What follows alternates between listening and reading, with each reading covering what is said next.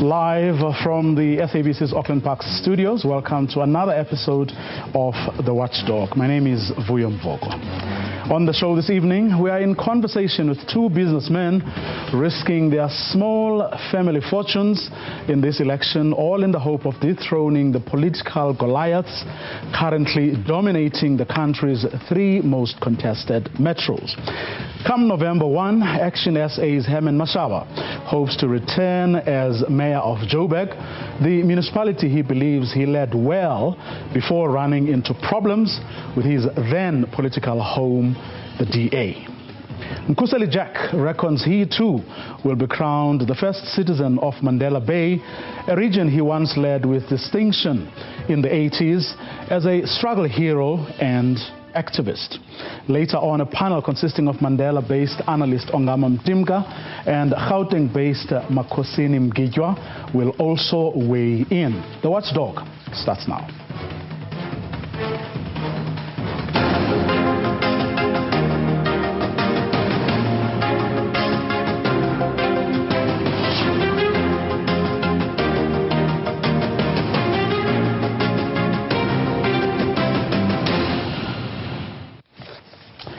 Well, it's going to be a particularly busy weekend for us in the media, television news channels in particular, as we move from venue to venue for the launches of election manifestos of the big political parties. Two little Davids will be watching the EFF, the DA and ANC broadcast launches with a great deal of interest. After all, their small family fortunes will be at stake. Let's welcome first former DA Joburg Mayor Herman Mashaba. Mr. Mashaba, good evening. Thanks very much for your time this evening. Thank you very much, and good evening to you and to the listeners, and good evening to Mr. Jack. Well, he'll be coming on pretty soon.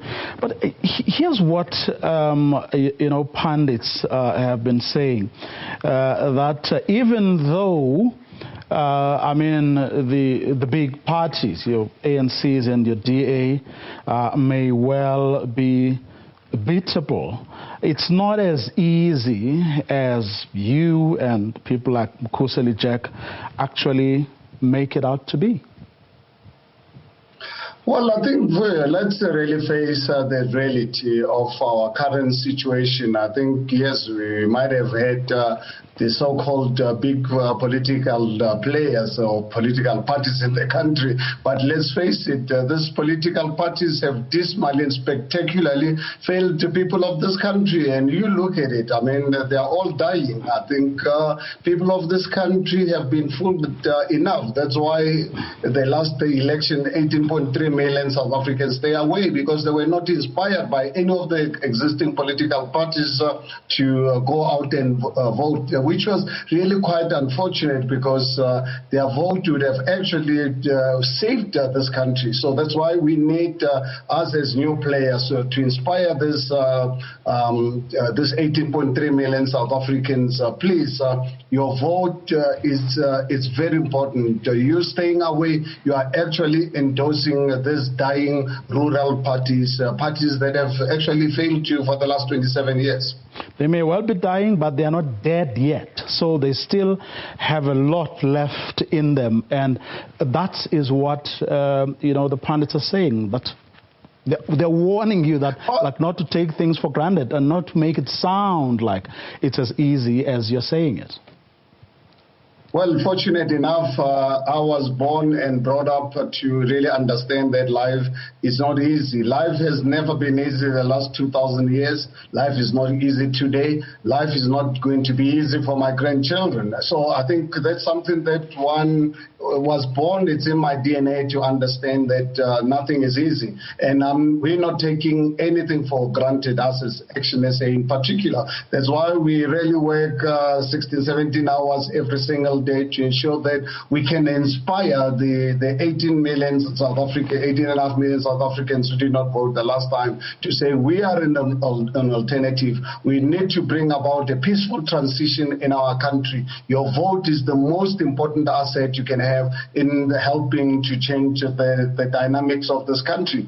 These political parties, particularly the governing party, they are in office today because of the 18.5 million people who did not vote, not because of their growth. If you look at ANC, for an example, over the last 3 national elections, 2009 came out at 69%, 2014 at 62%.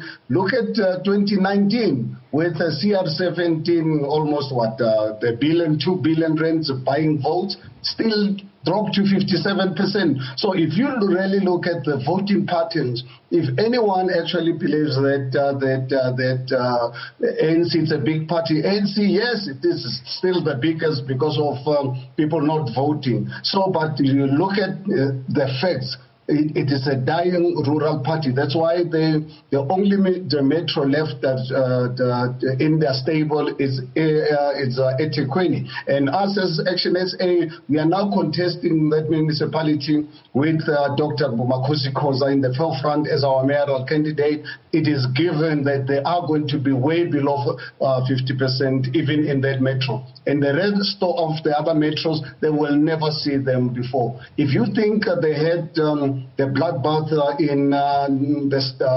2016, wait until the results announced after the 1st of November 2021 local government elections. Well, what do you think the big parties got wrong or getting wrong in Johannesburg specifically?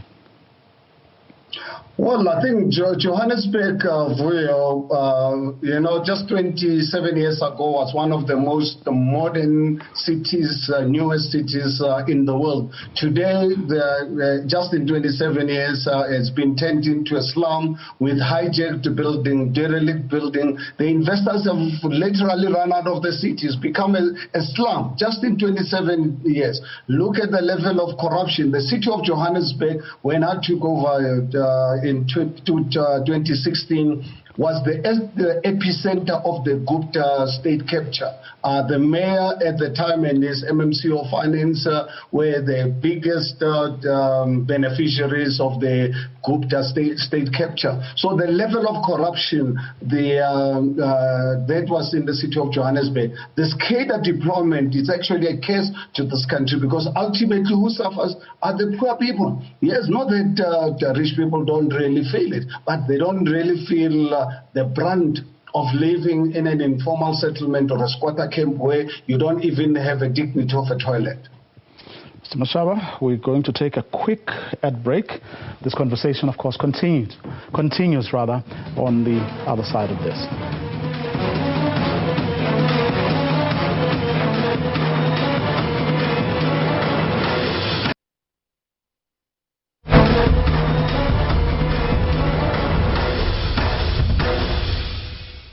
Welcome back, and if you've just joined us, we've been in conversation with Action SA's Herman Mashaba, who hopes to be the mayor of Johannesburg, and his party hopes to take Tshwane as well. Let's bring in now former ANC Mandela Bay activist and leader Mkhuseli Jack, who hopes to do the same in the Nelson Mandela Metro. Apologies about the line. I don't know what went wrong there, but let's continue with the conversation, Mkhuseli Jack. I mean, I'm going to ask you, or start by asking you the same question I asked Herman Mashaba earlier, where pundits are saying, well, even at their weakest, the DA and the ANC still remain, powerful political parties that you can't just dismiss or hope you're going to just walk over. Mkhuseli Jack? Yes. Look, Vuyo, I mean, we are going to have to curtail the rate of destruction by these two conglomerate political parties, which have been in the forefront of the destruction of Nelson Mandela Metro. And I think that no matter what, we are not intimidated by size, by reputation, by brand. We are dependent on the message that we are putting to the people of Nelson Mandela Bay. We are saying to them that we are bringing people who are capable, who are credible. We are telling that we've got a plan, a 10-point plan to revive and rebuild this metro. We are saying that we are based on principles, and the principles of integrity, which have long vanished out of the South Africa's political vocabulary. We want to reintroduce it to make sure that every person in this country acts with integrity wherever he is. And based on that, and the evidence of destruction that is there in front of each and every person, there is no doubt that the time is now. The time to get rid of this rot is now. And I am ready to be in the forefront of that campaign to make sure that we bring the dignity of our people back, we rebuild our city, we make it a Singapore of Africa. What do you think the two got wrong, or got particularly wrong, that which you hope to correct? Well, it was the interference into the administration. They blurred the lines, especially the ANC started doing that. They blurred the lines where an ordinary ward councillor could dictate to the officials and the staff what to do, whose work should be done, who should have a house, who shouldn't have a house. In some instances, we were told by the electorate that there are people who have had 3 RDP houses as a result of this collusion between politicians and officials. We are not going to allow that. What we are going to do, we're going to demarcate clearly the boundaries between the council and the municipality. And we believe that once we do that, there is no doubt in our minds that everybody in the value chain will follow suit. Once we have people who are credible, people who are not interfering, allowing everybody to excel in the job that is employed at or deployed for. And that is where the difference is. The third story is that in Nelson Mandela, at least I know, the DA have just copied the ANC's conduct and behavior for, well, I call it greed, just to be in power at all costs. So to choose between the two, there's in fact nothing that differentiates the two. Herman Mashawa, I mean, I remember a conversation we had, I think, a year ago or so, if not more, and we were talking about your memoirs, and you didn't have, you had good things to say, about former DA leaders, your Helen Zille, your Tony Leon, and so on. And I'm asking this question on the back of what Nkuseli Jack has just said about interference, about the blurring of lines. I mean, in that interview, you never really got into the detail of what they did wrong or what they actually did to you, but you didn't have nice things to say about them nevertheless. Did you encounter that kind of thing where the political party comes and imposes, or leaders of the political party come and impose things that on you, things that you don't agree with?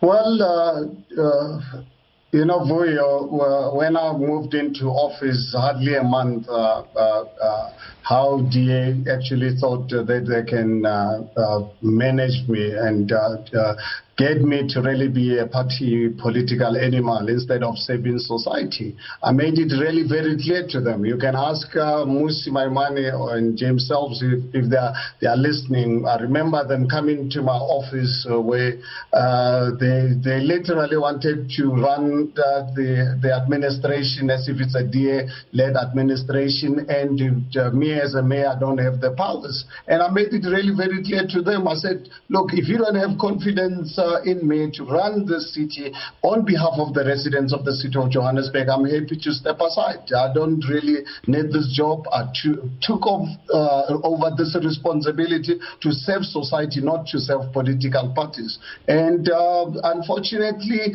3 years later, when I realized with this, really what I call the right-wing element of the DA taking over and having negotiations with the ANC to remove me. I said to myself, I'm not the kind of person going to be pushed. I wasn't born yesterday, so I learned about the secret meetings that they were having with the ANC, and I said, to my goodness, these are the very same people actually who committed to me that they wanted to, and saying to South Africans that they want to remove the ANC, but the others, very same ones who can actually have secret meetings with them. And I'm sure you are aware, John Steenhuisen has already declared his willingness to work with Cyril Ramaphosa, who's actually right now failing us.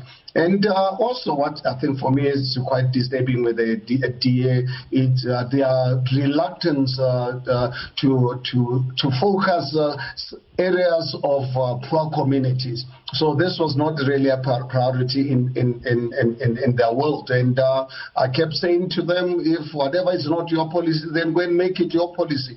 Us here at the City of Johannesburg, working with our other coalition partners, we are going to do it. That's why probably they thought, yes, a cheeky black, let's work with the ANC to remove him. And I got to know about the secret meetings and I gave them their mayorship back. But now, Vuyo, I've got unfinished business because I left 2 years ahead of completion of my term. And yes, so now we've got Action SA, and I can really assure people of Johannesburg that we are coming back and we are going to come back into government, because I'm not in this job to really be in opposition benches. We are here to govern and protect and save this country from the ANC misrule and corruption. Of course, I mean, that setup, there was an element of greed as well. I remember you telling me about Tony Leon wanting to have a contract, and you said you denied him. Well, what is actually quite sad for me is, people wanting to accuse me of corruption with the EFF, and which is really very sad that in the 3 years negotiating with the EFF, and this arrangement with the EFF wasn't negotiated by me, was negotiated by the DA themselves. EFF at the time did not really want me. But when obviously I ran this multi-party arrangement, I treated every party with respect, and again the respect of the EFF, and I would challenge anyone where I'm saying to people of South Africa and the world, there's not a single meeting I had with the EFF where the EFF discussed any opportunity for a tender, because it had nothing to do with them. But I cannot really say the same about the DA. The DA, the very same party, when I fired the MMC of Finance, I wanted to fire. They wanted to hold on to this and asking me not to really fire him. I said to them, let me tell you, this MMC is history tomorrow. If you don't want me to fire this MMC, I'm out, and I will tell people of this country that I'm stepping aside because the DA does not really want me to fire this MMC. And these are people who are telling society that they want to really fight corruption. And they now, afterwards, when I left, they telling people that I had a corrupt relationship with the EFF. That's nonsense. I'm saying to South Africans that I can assure South Africans that if ever Herman Mashaba could have found to have stolen a cent of public monies, Vuyo, I'm saying this in a public platform.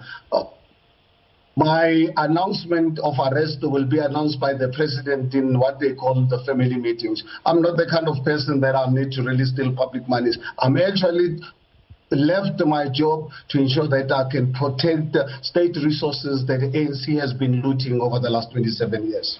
Mkhuseli, one hopes you are taking some notes in the event you may end up in a coalition. No one plans for it. Ask Herman Mashaba, but in the event you get there, one hopes you will be able to know how to get out of what can be very,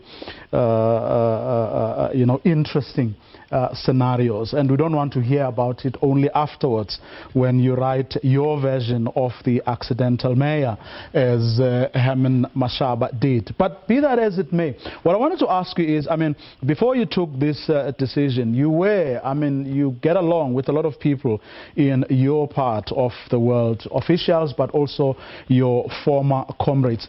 Did they ever give you a full sense of how, this corruption, greed, and all the things that Herman Mashaba was also talking about manifest themselves? No, look, I mean, the thing is that many of my comrades, especially those coming back from the old days, they colluded, some, with the new breed of comrades that came in the atmosphere of money, all right? And because some of our comrades were not strong enough in terms of their own livelihoods, they were subjected to being bullied and blackmailed to support or to turn a blind eye to what was happening. From talking to me, I mean, they have always told me that this is sad. They wish this couldn't have happened. But unfortunately, many of them have no medical aid, have nothing. They can be drafted in as and when the ANC wants them to endorse their corruption. And hence you see that many of the comrades are still there holding on. I can tell you, not a single one of them, when they speak to me or other people or when they get an opportunity, feel comfortable with what they see. And that is why myself now, I decided to step in and step in strongly. Remember, I hate corruption. I hate criminality. I hate hooliganism. I hate all these things that are antisocial, because people who are in leadership ought to be exemplary all the time and make sure that the society is looking up to them. And we will step into the metro, where I will make sure that every person who's employed in the metro will be comfortable, protected to do his or her job. Without any interference, there will be no people who will have to have headaches day in and night because an official wants him to or her to do illegal activities. People, once they get a leadership that is on their side, I know that most of the staff in the metro, they are honest people, hard-working people who got families, who want to see the city prosper for their children, who want to keep the jobs for their children. They don't want to see what is happening there. The reports I'm getting now in the last 6 months, where you see swimming pools have been broken piece by piece because there is no proper system to put securing the property of the municipality. Hence, they painted the road today. Tomorrow, that paint is gone because the whole system that they are using is a corrupt system, and it is that kind of thing, Vuyo, that I believe I will stop on day one. Okay. On top of that, we will also go after the petty criminals that are roaming into the streets. We will deal with them in a vicious and an effective way. And I can tell you, everybody knows that. And the criminals are starting to replan their ways now, because it's not going to be easy. They are the first one, if we're going to develop the economy of that city, that we must put aside. And we will put them to their place where they belong, in a world of crime, not criminals that parade in the chambers of the municipality, as we can see now. That is why AIM, Abantu Integrity Movement, will bring that integrity. We will see to it that, as I said, this whole thing will be hinging on people, Abantu, all right? Okay. Number two, it will hinge on the plan that we have, what we call a 10-point plan to revive this metro. Okay. Three, it will hinge on the principle, which I say is the principle of integrity, restoring the values. We cannot go on like this and just sweep away the values. How can you have a society that has no values? A criminal must know that is a criminal. And that will be one of the things that I will take personal interest that I get our people to the old values that we knew, the values that we have throughout the days when we were nothing, when we were turned into nothing, but we resolved to be the credible, to keep our dignity and to maintain that those who were watching to see who we are. Not this kind of thing that is going on. We are not going to tolerate that. Okay. Herman Mashaba, last words from you. In case someone or people forget everything else that you said earlier, what in a minute is your offering? Well, we're offering South Africans, the 18.5 million South Africans, we had given up on politics to say to South Africans, you're staying away from voting. You're actually voting for this criminal, corrupt leaders to really be in power. Please, we beg you for the sake of this country. We cannot afford to really have South Africa to really be another failed African state when we have so much going for us. Please use your democratic asset that you have. 1st of November, please, let's go out in our numbers, vote these criminals out, and hold us accountable. For us as HNSA, we are saying, please, we don't want a blank check. You don't owe us anything. You vote us into power. 2.5 years later, if we don't perform, punish us. Don't feel any mercy for us because, as I said to you, we don't owe you anything. It's important for all of us to protect this country because we are committed to public service. We'll put together a professional public service. We are going to establish in every municipality we govern anti-corruption units. We are going to deal with the issue of illegal foreigners who are in this country legally. We are going to hold Home Affairs accountable to ensure that everyone who's in this country is here legally, and those who don't qualify to be here, they've got to be sent back to their countries. But I think the corruption within Home Affairs, that's something that us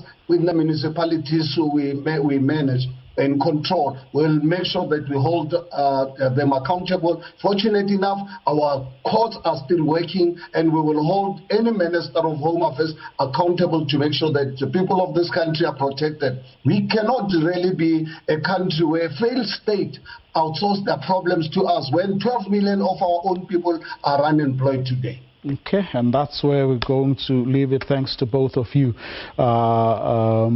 Johannesburg hopeful Herman Mashaba and Mandela Bay activist and former leader Mkhuseli Jack, who also hopes to be the first citizen of that country come November 1. But is it just wishful thinking on the part of the two? Up next, our panel of analysts weighs in. Don't go away.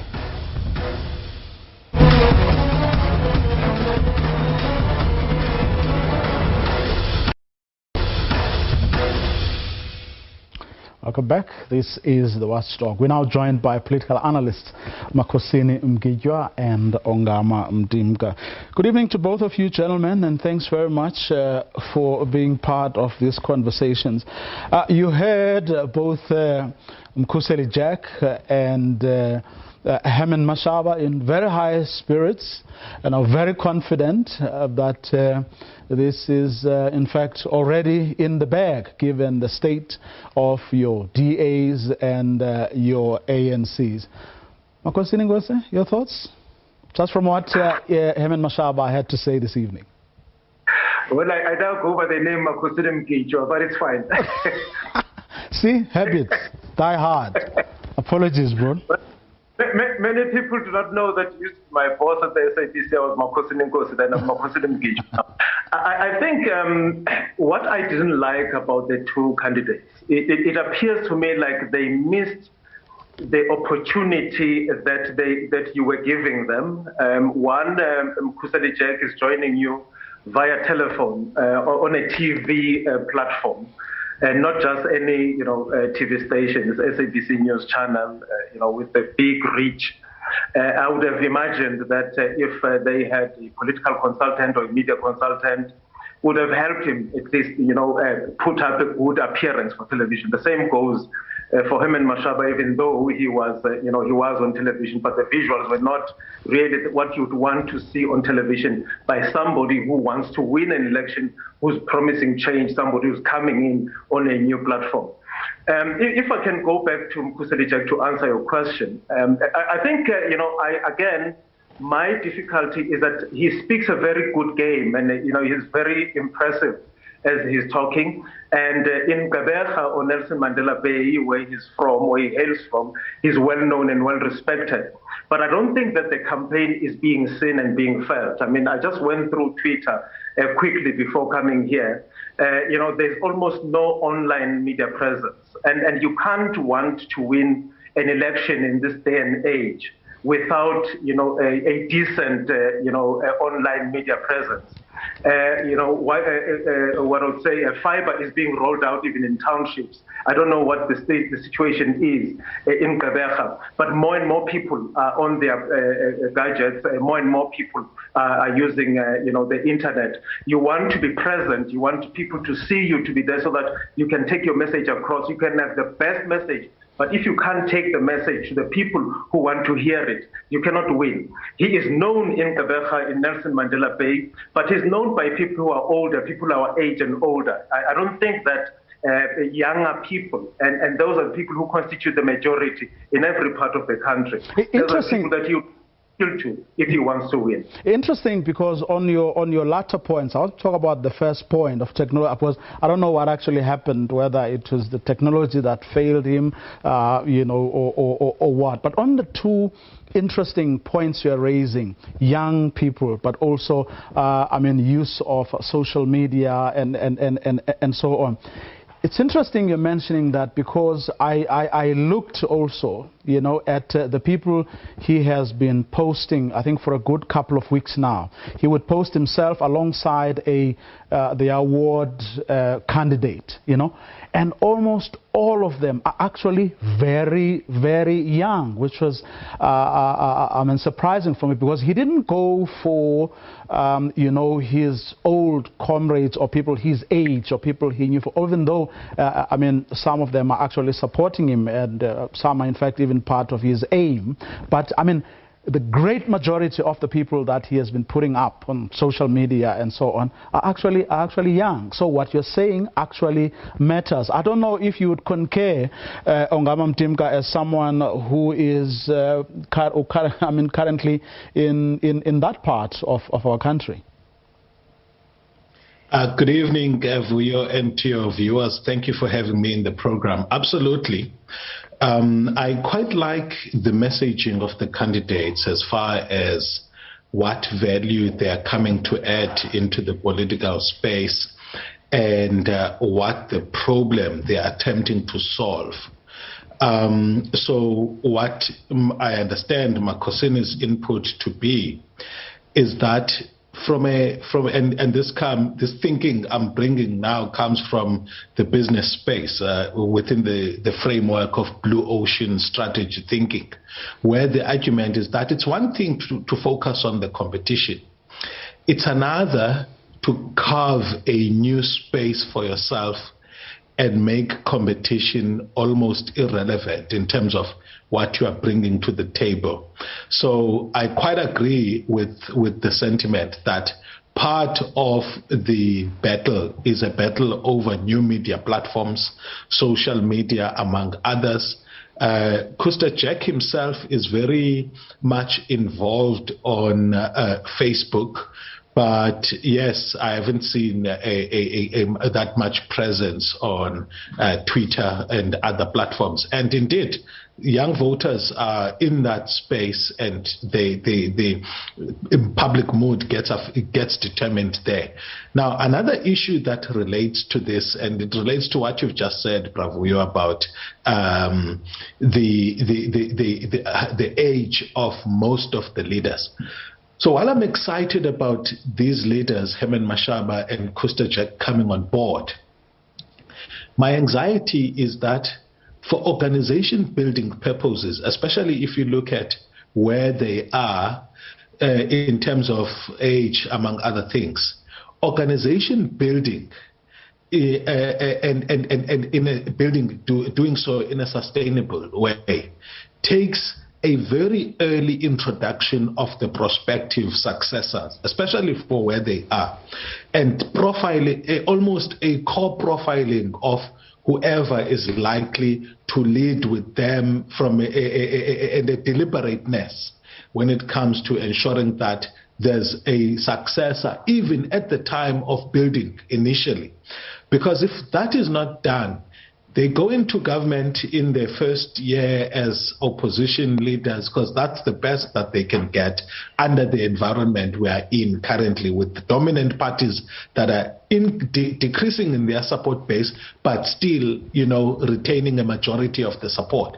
If these candidates don't get into situations where, which is highly likely, by the way, that they can, where they lead coalitions and become mayors, chances that they are going to want to go and sit in council benches and be in opposition benches are very slim. And what they do by way of grooming candidates that can actually lead that charge in opposition benches and preparation of such candidates for the future growth of the parties is going to be their Achilles heel. And that's where it's very difficult to build organizations in South Africa. As excited as I am, by the way, by new kids on the block coming, because what that does is sometimes those voters who see no alternatives can be provided with alternatives. And this thing that voting for small parties doesn't work is a fallacy in South Africa, because we are in a coalition environment. We use a proportional representation system. There can be people who go in there and actually make good impact. Makosini, I mean, in the case of Nelson Mandela Metro, for example, I mean, a lot of unthinkable things happened there. I mean, you had a mayor who came from a very small party, and that happened, over and over again. What does a party like Khuseli Jacks, do? To, on the one hand, you have to be prepared for, however ambitious, he may be, but you have to prepare for that. But you also have to prepare, which is a question I asked them, for that eventuality that in the event, things don't work your way, but you how best do you then manage things or run things in a way that distinguishes you from the rest of the pack, and that actually gives you or gets your partners to give you positions of responsibility that you can actually run with, and therefore begin building, your own profile? Look, let's start here for you. I think that, you can have a government that's led by a minority in Nelson Mandela Bay. So which means that Khuseli Jack could very well be a mayor, because the ANC and the other bigger parties, they may enjoy a plurality of votes, but not have the majority that gives them a license to start a government. And when you are in a coalition discussions, usually it is the smaller parties that tend to have a sway. If you can, the so-called kingmakers. Kingmakers, yes, yes. And, where you have two strong parties not agreeing, and maybe one party saying we can never have the ANC taking the mayorship, we can never have the DA taking the mayorship. And once people are entrenched in those positions, then the power goes straight to the smaller party. That's the party that actually decides what happens. And this is not new in South Africa. It's the same in the United States, for instance. You've got the Democratic Party having about 40% of the vote, the Republicans having about 40% of the vote, and it's the 20% of independents that decide the government. So it could very well be that in a city like Nelson Mandela Bay, you could have a smaller party like AIM of Mkhuseli Jack, taking over the leadership or becoming deputy mayor or having a very strategic position within the mayoral committee. So that is something that as we South Africans are moving towards away from a situation where you have one dominant party, where you are having now a multiplicity of parties, the smaller parties, that can even send the biggest party into the opposition benches.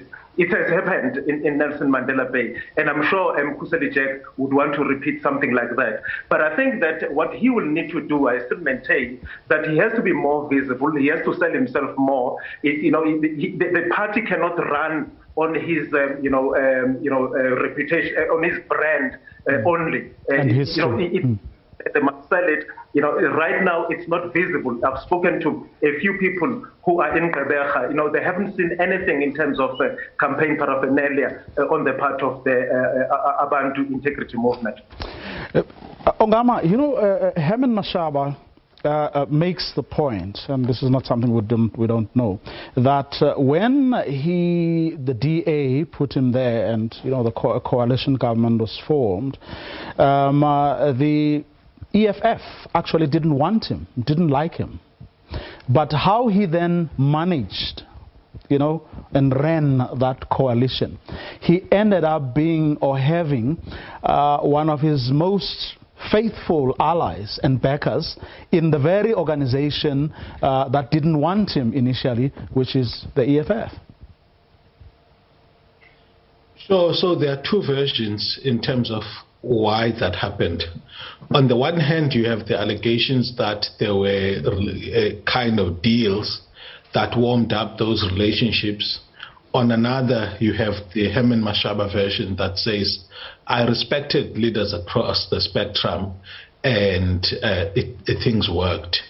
Now, on a matter of the broad principles, Bravuya, that I want to advance, we should take into consideration that managing coalitions is as much about the personalities of the leaders and their skills, especially people management skills, as they are about the issues that make those coalitions. And in fact, my argument would be that what has a greater weight on whether or not a coalition is sustainable are the skills of a leader and the leaders involved to sustain those coalitions more than what may be the core issues that give rise to them. So if you come back to Nelson Mandela Bay, for example, you will find that Ethel Trollip and Mongameli Bobani could never manage things in a sustainable, in a way that was sustainable for the for their parties to continue. Partly because over and above the issues that they were pointing to as causes of the failure of that relationship, both of them were strong personalities. Both of them were very powerful in their political parties, which meant that the party could not do anything in terms of intervening in a way that could actually be for the greater good of the party, but not necessarily the best thing for the candidates. Strange enough now, what may have been thought to be a DA-UDM problem is shown in the case of Ngaba and his deputy, that in fact it seems to have been more of a personalities problem than it was of a party's problem. So the point I'm making, going back to your question, Bravuya, that Herman Mashaba may well be right that his style of managing the coalition worked for him and ensured that his coalition was sustainable. And we must be prepared for these kinds of things going into the 2021 election, Vuyo, because leaders are going, and in fact, local politicians must be given space by politicians at a national level to work across the relationships that they have across party line to form coalitions that work. This idea that only national is going to come with solutions is not going to work, because local politicians have built good, warm relationships, and going into the 2021 election, at least now we have a situation where experience with managing coalition is there. So we should not necessarily repeat the mistakes of the 2016 period. Isn't that, even not, Makosini, what Ongama has just said, the nub of it when it comes to coalition arrangements and how you manage them? Because this is a point that Herman Mashaba has actually been laboring, that even if you have the biggest numbers, you need to understand that you're not governing alone. You have all these partners whom, you know, you have to pacify, please, you know, somewhat. And he seems to suggest that that's what the DA actually missed completely, because they were this, you know, Goliath, and they felt they were all too powerful and didn't have to pacify these little political parties that they were in coalition with.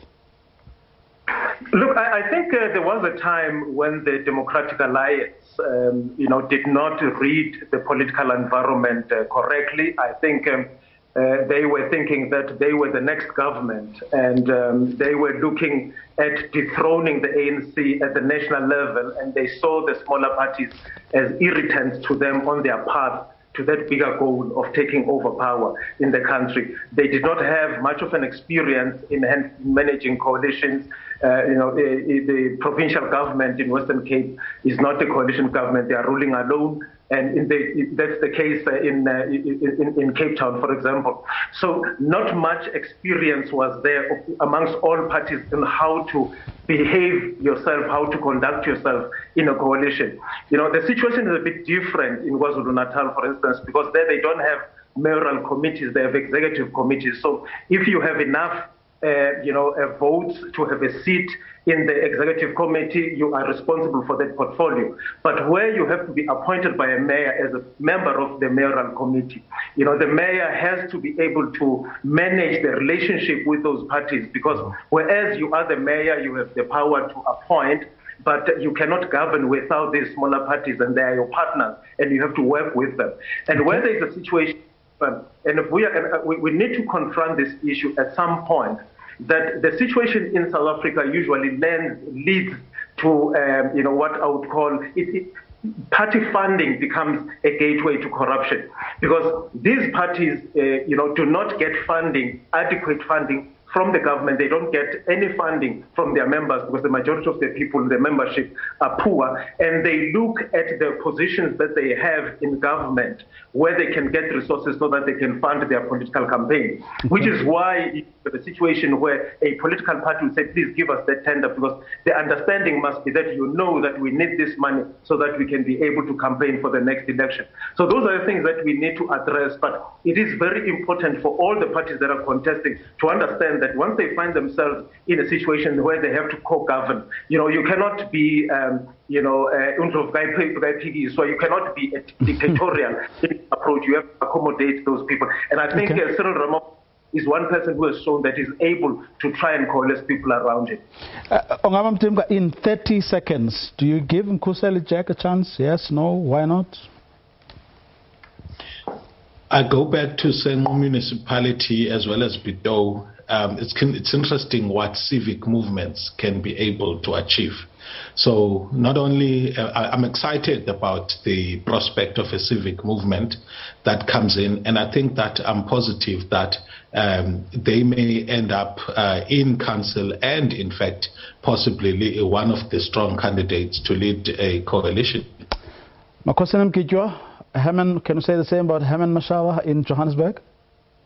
I think he's got a good chance. I mean, I think he's got a good chance. Some of the messaging that he's using resonates with people. He's undoubtedly a black conservative, and I don't think that, black conservatives, in the city of Johannesburg have much of a choice outside of him. I think the things that he's saying resonate with that constituency, and I think the fact that he was mayor at some point, and some people may think that he did well during that time, does really give him an advantage, especially taking into account that the DA seems to have shifted to the right and therefore not appealing to the majority of black people, and the ANC is beset by its own problems that everybody can see, which weaken them. I think he does have a chance. And that's where we're going to leave it. Special thanks to both of you gentlemen, Makosini Mkidjo and Ongama Mdimka. And that's where we're going to leave it for this evening. To join us again tomorrow evening, 8 o'clock sharp. Have a good night.